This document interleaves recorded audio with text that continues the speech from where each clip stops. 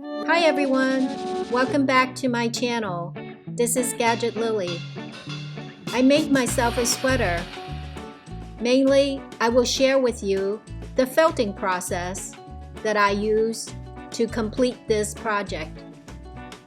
It is a hobby I enjoy because at the end, I actually have something cozy and soft to wear. It is most satisfying. I will provide you with timestamps, as not everyone is interested in watching me make it.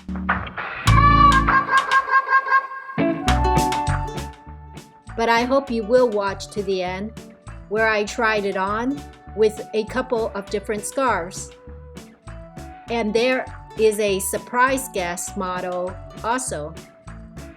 I learned how to knit from watching YouTube videos, and I am going to put a link of my favorite knitting instructor in the description box. Thanks for watching, and I hope you enjoy this. So my knitted sweater is finally finished. I didn't tie up the loose ends yet, but it's done. I made it oversized because I am now going to felt it, and it will give it a tighter weave. It's a Raglan sweater, and this is the Raglan style, and sort of a boat collar, and here's the oversized sweater. After I'm done, the sleeve should be three-quarter sleeve.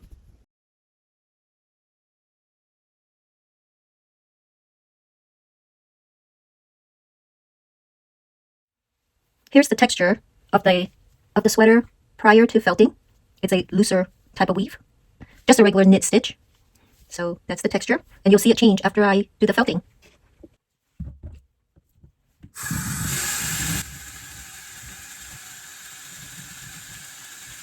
So I just use a lukewarm water laundry detergent that I use. I like this. Zum Clean in lavender scent.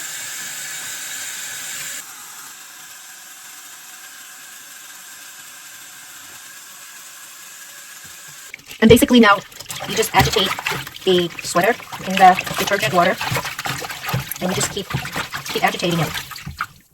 Make sure you're even so you get to every part. You can do this in the washing machine, but I like to try to hand agitate it today. It takes a long time for the felting to kind of activate, so you have to be patient. And some of the color of the wool is coming out. The wool I use for felting has to be natural fiber. So this is alpaca and wool blend.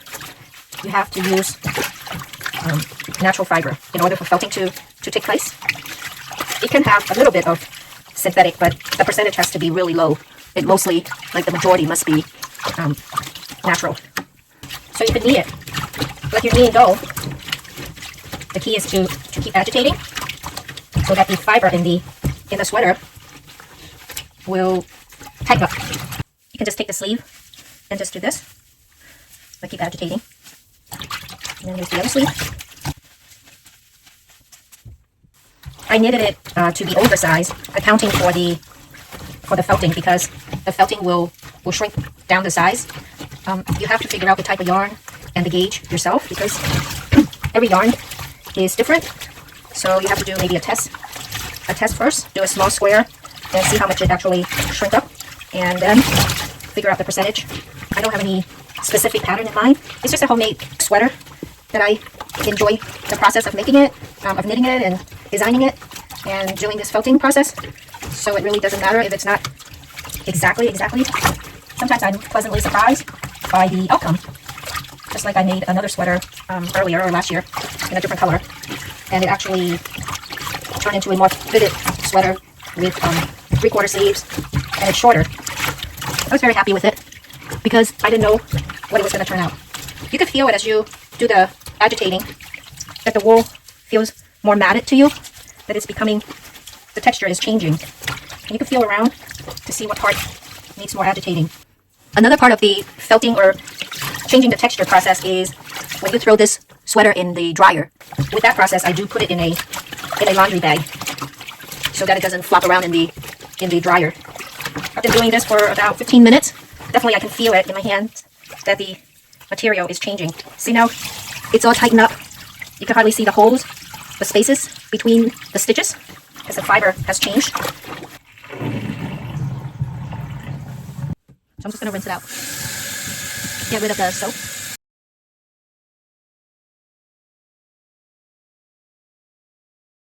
I can really appreciate why handmade clothing or handmade sweaters are expensive because of the amount of time devoted to making it, the amount of work involved. Squeeze out the excess water. You're not going to get everything, but try your best. I'm going to throw it in this bag here and throw it in the dryer. But I'm going to watch it. I'm going to monitor it so that it doesn't overshrink.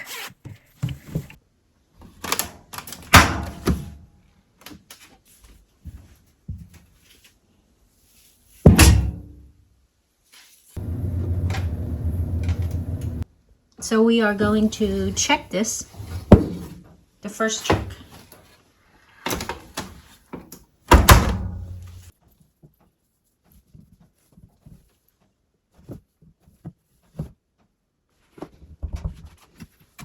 So it definitely had shrunk up quite a bit.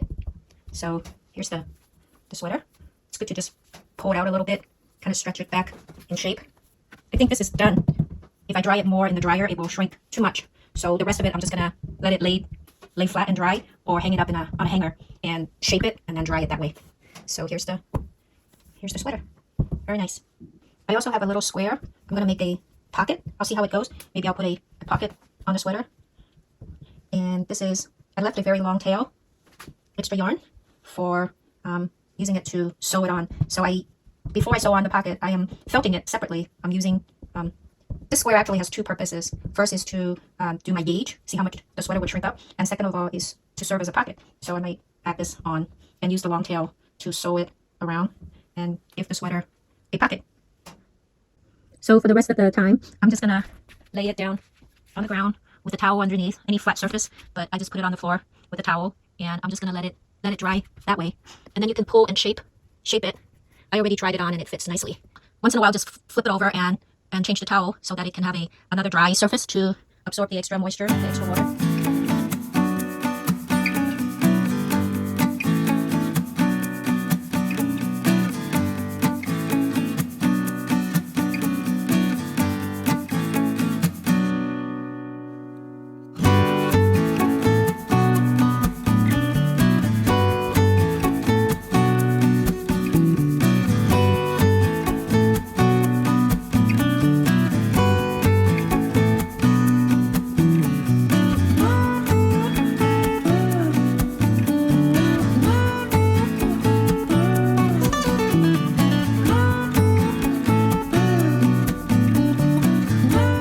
So stylish.